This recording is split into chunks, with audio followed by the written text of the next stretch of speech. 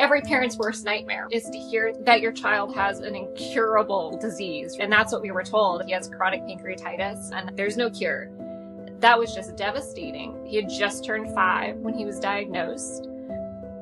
To hear that this otherwise amazing little kiddo was facing something that could completely derail his future, it was scary and overwhelming. It's hard to accept the permanence, the finality of it.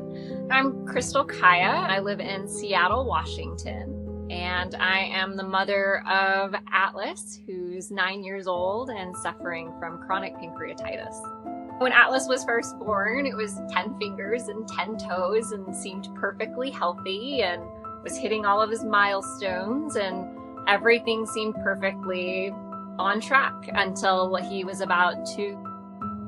He started to have these episodes of excruciating pain to where his little body would be rigid from pain and he would be crying and screaming.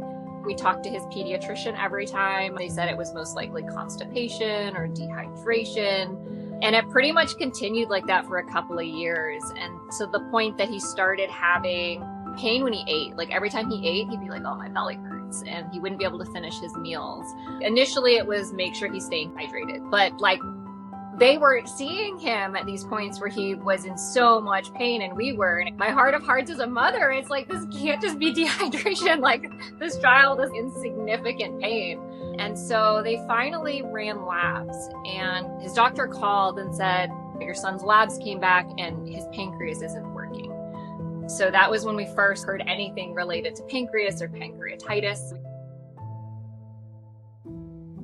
We were actually referred to Stanford in California to be able to meet with a specialist. And then from there, we've just been going back and forth between Seattle and Stanford for the past several years for his care.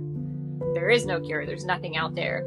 And I think that's the part that made it the scariest and the hardest. So we poured all of our energy into looking into what organizations were doing meaningful work in the space of pancreatitis. Time is of the essence. A cure is of the essence. And that's what's needed for Atlas. That's where we discovered Mission Cure.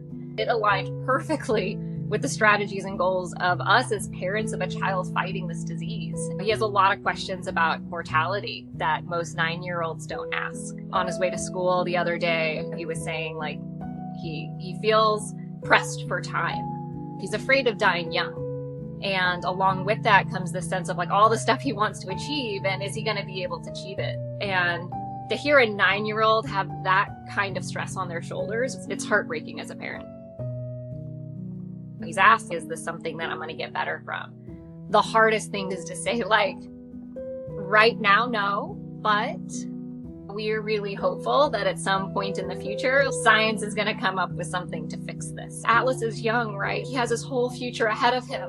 And as one of his doctors said, the progression of his disease has been impressively aggressive. So he needs an effective treatment. He needs an effective cure sooner rather than later.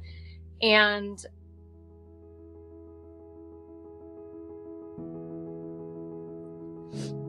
before we discovered Mission Cure, I'm sorry.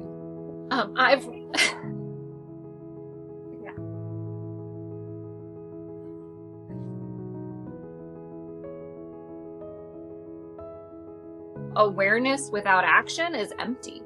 Like, there needs to be effort, there needs to be attention, there needs to be resources, there needs to be energy put towards driving towards a cure. There are people working towards a cure.